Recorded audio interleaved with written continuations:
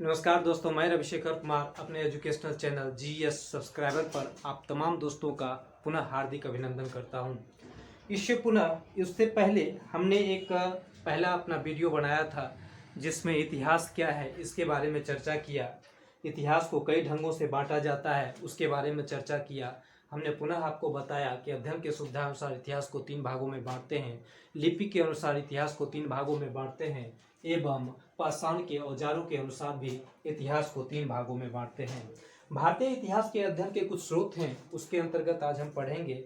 भारतीय इतिहास के अध्ययन के स्रोत में हम देखेंगे पुरातात्विक स्रोत और साहित्यिक स्रोत। सर्वप्रथम पुरातात्विक स्रोत के अंतर्गत हम लोग देखेंगे कि क्या आता है। तो उसमें हम देखते हैं कि पुरातात्विक स्रोत में सबसे पहला अभिलेख आता है। तो हम लोग आज अभिलेख के बारे में चर्चा करेंगे। अभिलेख के अध्ययन को एपिग्राफी कहा जाता है। पुनः सुने, अभिलेख के अध्ययन को एपिग्राफी कहा जाता है। प्राचीन भारत में अभिलेख लिखवाने की परंपरा की शुरुआत मौर्य शासक अशोक के द्वारा किया गया था। अशोक ने अपने इस अभिलेख को 4 लिपियों में लिखवाया है। वह लिपि है ब्राह्मी, खरोष्टी, अरमाइक एवं ग्रीक। जबकि यह प्राकृत भाषा या अधमागधी भाषा में लिखा गया है। अगर हम इसकी चर्चा करें तो यह अभिलेख जो लिखा गया है, यह अभिलेख का भाषा जो है प्राकृत या अधमागधी है।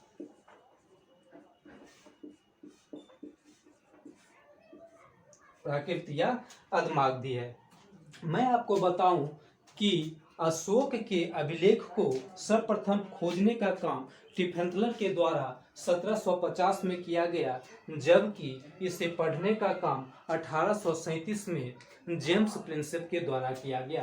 पुनः एक बार सुने, अशोक के अभिलेख को खोजने का काम सर्वप्रथम 1750 में टिफेंतलर के द्वारा किया गया, जबकि पढ़ने का काम 1837 में जेम्स प्रिंसेप के द्वारा किया गया था। भारत में अशोक के बाद कई शासक ऐसे हुए जिन्होंने अभिलेख को लिखवाया है। उसमें सर्वप्रथम हम लोग देखते हैं रुद्रदामन का जूनागढ़ अभिलेख।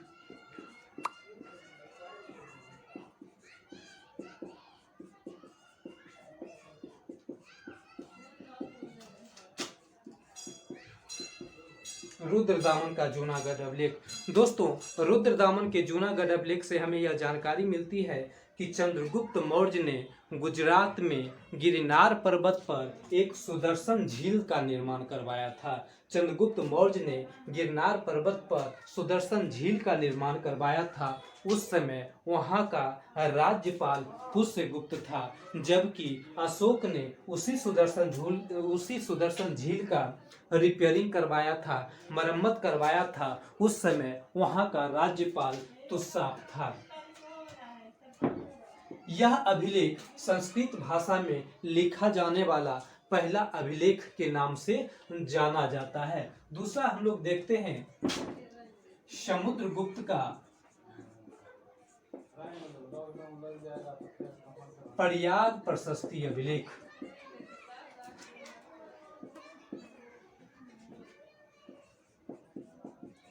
समुद्रगुप्त का प्रयाग प्रशस्ति अभिलेख। यह अभिलेख उत्तर प्रदेश से प्राप्त हुआ है।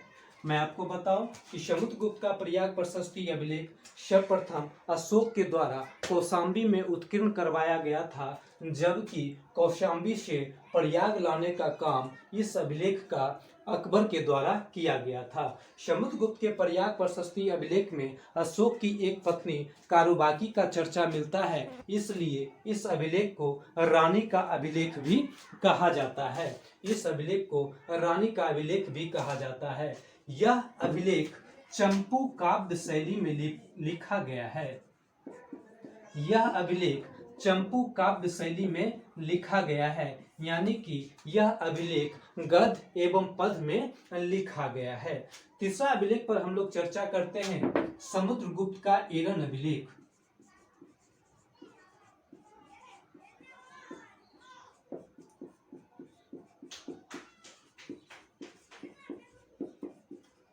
समुद्रगुप्त का एरन अभिलेख यह मध्य प्रदेश में पाया गया है। समुद्रगुप्त के एरन अभिलेख से हमें जानकारी मिलती है कि समुद्रगुप्त का तुलना देवताओं से किया गया है। दोस्तों फिर से ध्यान देंगे, क्योंकि यह सवाल बार बार पूछा जाता है कि निम्नलिखित में से किस शासक की तुलना देवताओं से किया गया है, तो समुद्रगुप्त की तुलना देवताओं से किया गया है। इसकी जानकारी हमें समुद्रगुप्त के एरन अभिलेख से प्राप्त होता है। रुद्रदामन का जूनागढ़ अभिलेख यह आपको गुजरात से मिला है। आइए हम लोग चौथा अभिलेख की चर्चा करते हैं।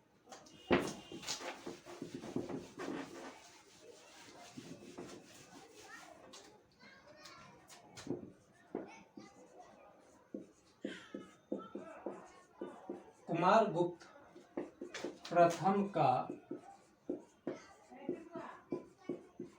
मंदसौर अभिलेख यह मध्य प्रदेश में पाया गया है। कुमारगुप्त प्रथम का मंदसौर अभिलेख से हमें यह जानकारी मिलती है कि सूर्य मंदिर का निर्माण कैसे हुआ है, या यह कहें कि कुमारगुप्त प्रथम का मंदसौर अभिलेख से हमें सूर्य मंदिर के निर्माण की जानकारी एवं रेशम बुनकरों द्वारा दिया जलाने के लिए तेल की व्यवस्था किए जाने की जानकारी हमें प्राप्त होता है। अब पांचवा हम लोग देखते हैं, कुमारगुप्त प्रथम का दामोदर ताम्रपत्र अभिलेख यह बांग्लादेश से प्राप्त हुआ है।